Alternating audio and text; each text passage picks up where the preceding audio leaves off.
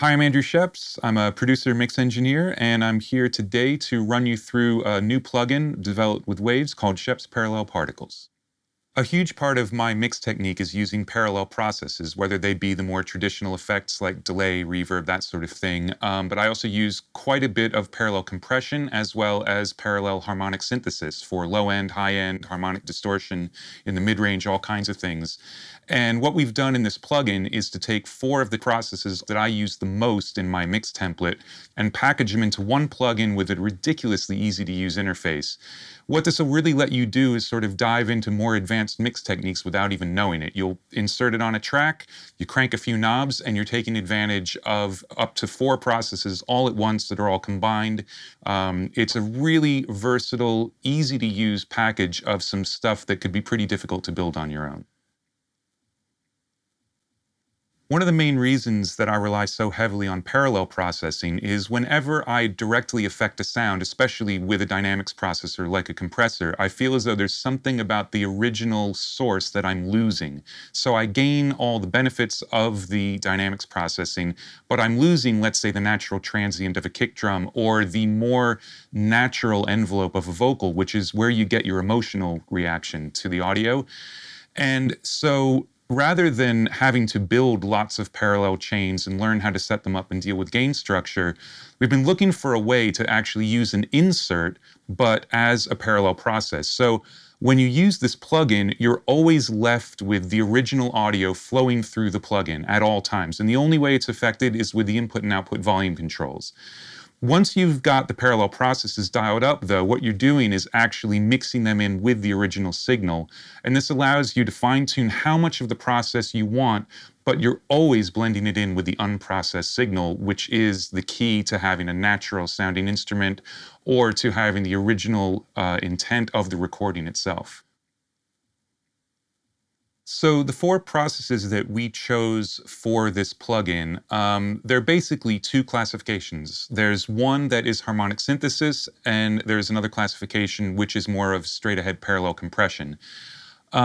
Rather than have these processes show up differently in the plugin, though, we decided to just give them some names, which is descriptive of the kind of audio effect of blending them in, and then give you a knob. And you can have more or less of each effect.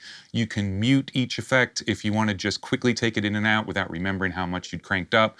Obviously, you can bypass the plugin to lose all 4 of them, but sometimes it's really interesting to dial one in, take it out, dial a second one in, and then work adding both processes, maybe changing your balance as you go. So what we've got to begin with are 2 more obvious controls, which are called air and sub. Air is synthesizing some upper harmonics, probably from the sort of 5K on up, but it does depend on what the source audio is because you're synthesizing higher frequencies from the mid-range frequencies. What this allows you to do, which is different from EQ, is to generate some content up in frequency ranges that are usually kind of noisy. So let's say you do this on a vocal and you start just cranking top end, you're also bringing up possible noise in the recording, white noise generated by the gain in the microphone preamp, or just breathiness or sibilance within the vocal. If you're synthesizing top end, you're actually making sort of a grainy treble that will help cut through the mix, but it's generated from the mid-range, which is the core of the voice itself. Then down at the other end of the frequency spectrum is the sub-control. It does what it says. It generates sub-frequencies based on harmonic content, again, of the input.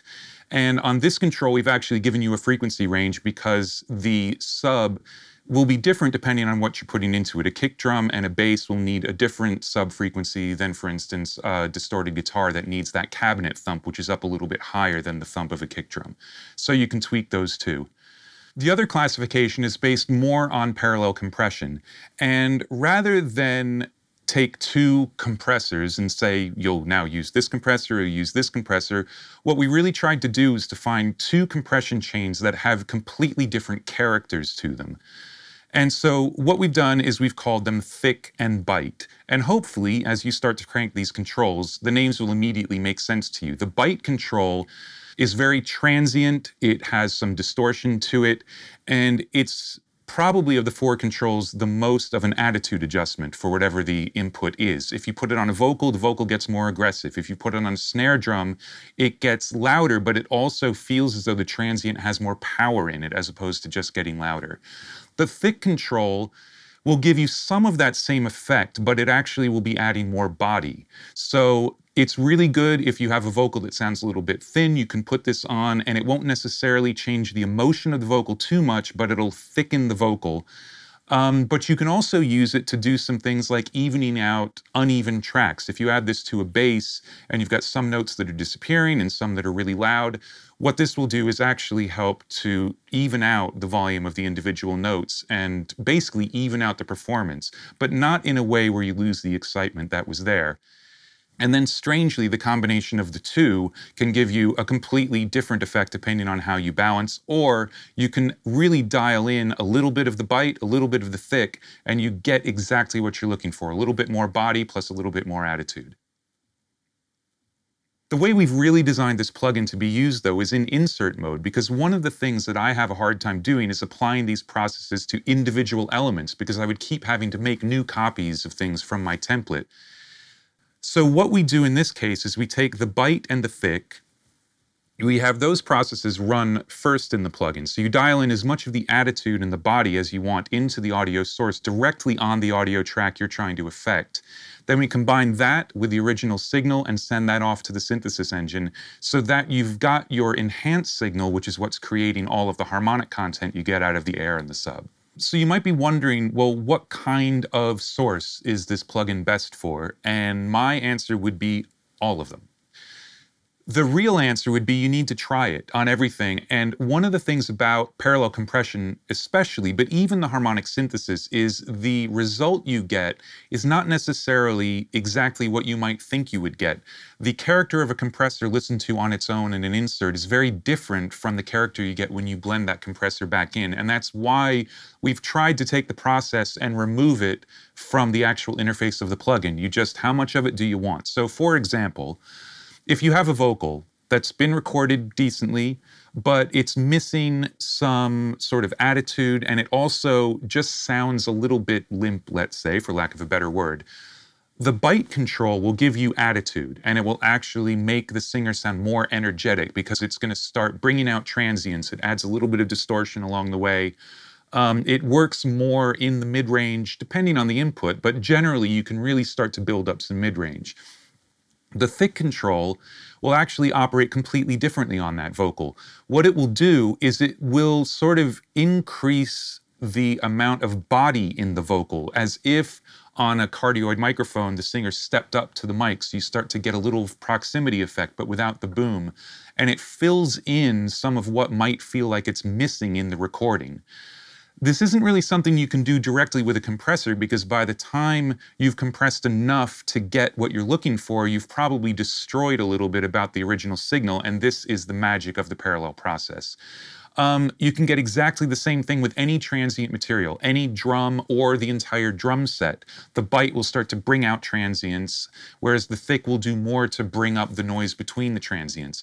But that said, both of them do both all the time. And it's what's really cool is doing the balance between the two processes, because the way they will interact with each other as well as the original source will completely change based on the source and also based on how much you're using. And the same goes for the harmonic synthesis. The amount of sub you're going to get out will depend on the source, but if you start cranking the thick, you're most likely going to be bringing up source material for the harmonic synthesis down in the sub, whereas the bite will most likely affect the air a little bit more. But again, you've just got to play with it and try. And having both the level control as well as the individual mute buttons for the process make it really, really quick to audition different combinations. One of the great things about this plugin is that while we were developing, we managed to keep all of the chains very low latency and phase coherent. So not only can it be used as a studio tool, which is of course what I'm used to, but this would be an awesome live tool as well. Very quickly, you can dial in attitude to live microphones without any fear about some of the things that happen with parallel compression live, where you're worried about release times and feedback and things like that. The processes are encapsulated, and you should be able to get some great results hearing this through a PA. This plugin is great for exploring, and it's doing EQ, it's doing harmonic synthesis, it's doing parallel compression, but that's not what the plugin is about for the user. What it's about for the user is about turning some knobs to make it sound different and hopefully better, and having fun with the plugin and starting to think about the way things sound in terms of the way you're reacting to them, not in terms of the knobs you've got to twist to make it get there. One of the differences between parallel particles and traditional processors is not only the way that the processors are hidden from view in a way, but they're meant to be hidden in a way that you think about your audio differently. So if you know you need to EQ something, reach for an EQ. Find one that has the color you want, EQ it, you're done.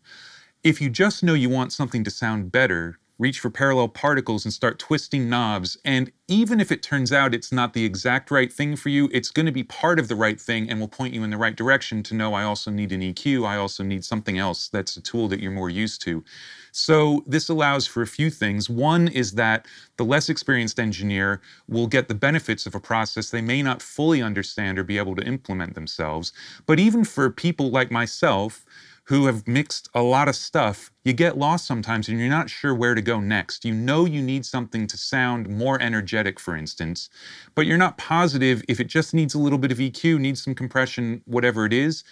Dial this plugin in, start turning some knobs, and the parallel particles will bring stuff to light that will either, as before, completely solve your problem or point you in the right direction.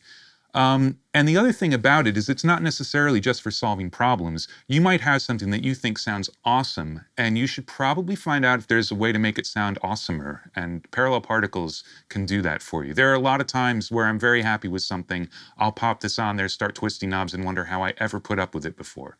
So it's really cool for that. So why, you may ask, is this called parallel particles? Well, part of the reason is that we wanted to come up with an interface that had nothing to do with the process itself. We didn't want any of the compression chains to look like compressors or the harmonic synthesis chains to look like the traditional harmonic synthesizers or EQs, even though they kind of do that job. They do it in a way that's different enough that we wanted non-traditional controls. And as we tried to figure out, well, what can we do with the interface, we came up with this idea of particles of audio flowing through the system, and this just turned into parallel particles. One of the things that was the most difficult about this plugin had nothing at all to do with the sound of it. It was trying to find a look for the plugin that made sense so that you would understand and get some feedback to what you were doing, but also have absolutely nothing to do with what you were doing, because we didn't want to pull the curtain back on the process because the process itself was unimportant. What we wanted you to focus on was what you were hearing. So going back and forth with Waves, and especially their graphic design team, we went through a ton of different concepts and ended up with what we think is pretty cool. It looks a bit like a particle accelerator, looks a bit like a spaceship, looks a bit like anything that might light up and be cool. But within that, there are actually some very, very specific feedback items in terms of the way the plugin will light up, the way the controls change as you turn them up, the way the input sensitivity control will respond to your input, the way clipping is shown within the plugin. You've got the core of the plugin showing you your affected audio signal, and it turns red if it clips. That's a lot cooler than having a little red light over on the right side of the plugin. So what you're focusing on is the audio itself, and hopefully getting some visual feedback that means something to you, and the more you use the plugin, the more meaningful that visual feedback becomes. Developing parallel particles with Waves has been a lot of fun, not only because it's great to take things that I've been using for a long time and wrap them up in a plugin and make them really easy, but it's also making it really easy for me to use things I've been using for years in ways that I haven't really tried before because it was difficult. So I just love how easy it is to get these processes applied to individual elements, groups of elements, the whole mix, however you want to use it. So check out the demo, make sure to use it on lots of different stuff, really check it out, and I hope you like it as much as I do.